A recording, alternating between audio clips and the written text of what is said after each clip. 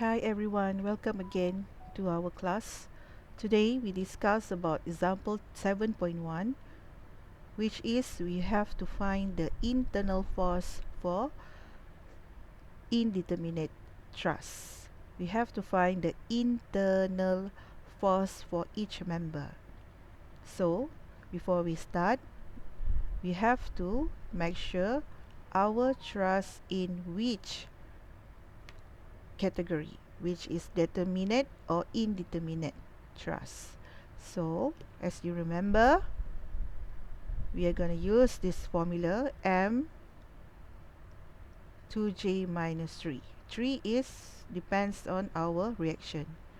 For this example, we have pin and roller support, and then we have 3 reaction happen in this truss. And then find the member. How many member we have here? 1 2 3 4 5 6. So we have 6 member. And then we have how many join? 1 2 3 4.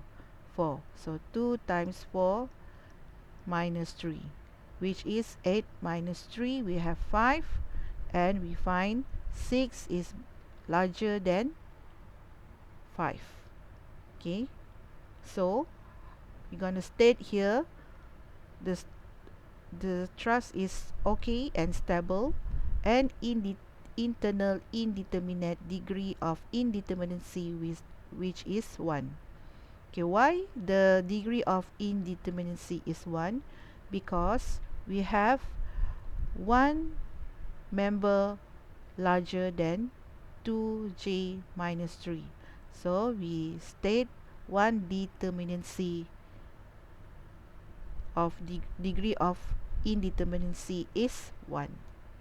Okay, after we identify our truss is indeterminate, then we're going to use the real system and the virtual system step.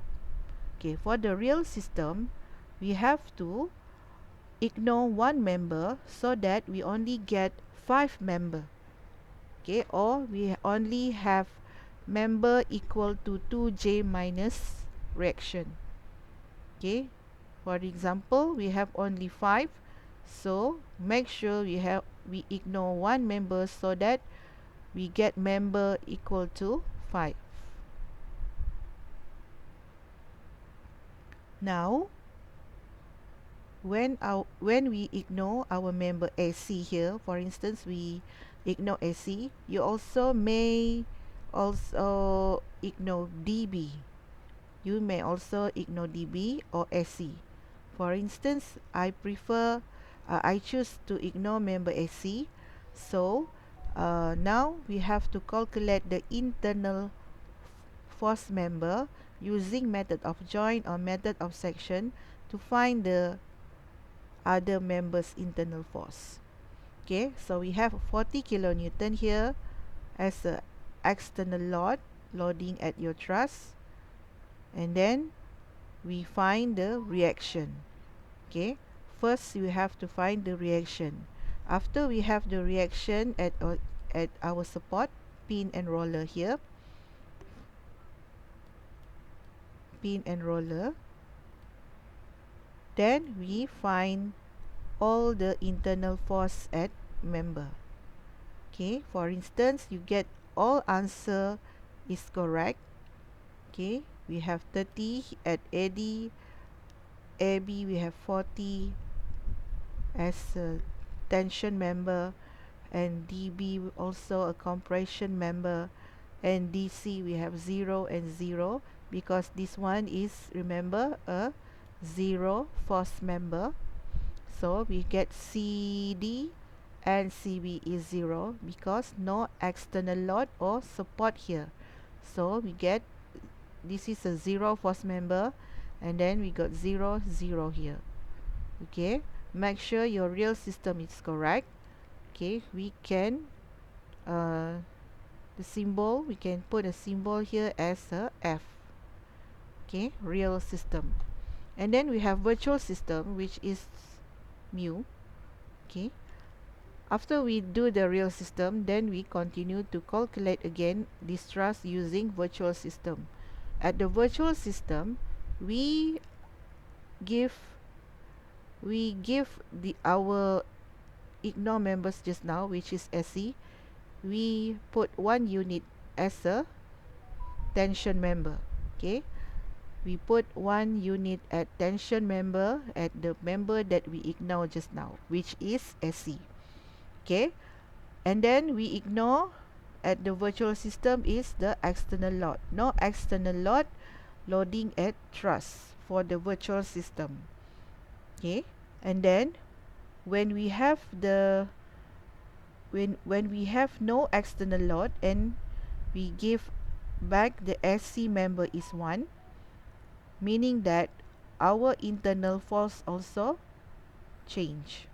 So we have to calculate again using method of join and method of section to find the internal force at virtual system. Okay, let's say we get all answer for internal force here. Okay, then what we have to do is do a table to find the resultant force and also find the final internal force. Okay, when we get the resultant force, then we can find the final internal force at each member. So we're gonna use this table, and the table you can put member. Okay, make sure you have a column for member, column for land, column for real system, column for virtual system, and a column for this formula of deflection. If you remember, reaction times by virtual system times by land divided by AE. And then the next column is a new formula, virtual system power by 2 times by L divided by AE. So this is a new formula that we're going to use. This one, a deflection formula, which is at chapter 6. Okay, so to get the resultant force is a total of this formula, deflection formula, or maybe we can symbolize as A, and then the total of this formula A, and a formula of mu power 2 times by L divided by AE with symbol as B. Okay, so this we have to operate this and find the total of this formula. So let's say we say formula B, and then we total all this formula. Negative A divided by B, we got this total, we got 25.08, which is a resultant force. Okay, the resultant force we're going to use at this formula to find this final internal force member. Okay, let's say for member AB, the final internal force is real system plus virtual system times with resultant force, which is 25. Your R is 25.08. Okay, so we get 19.95. So this is the final internal force for this truss for member AB. Okay, and then we continue to find the member internal force for a member AC. So we're going to use this formula too. Real system 0 plus 1 for virtual system times 25.08 for the resultant force. So we get this one, 25.08. So we continue to use this formula for each member to get the final internal force. Okay, so remember at the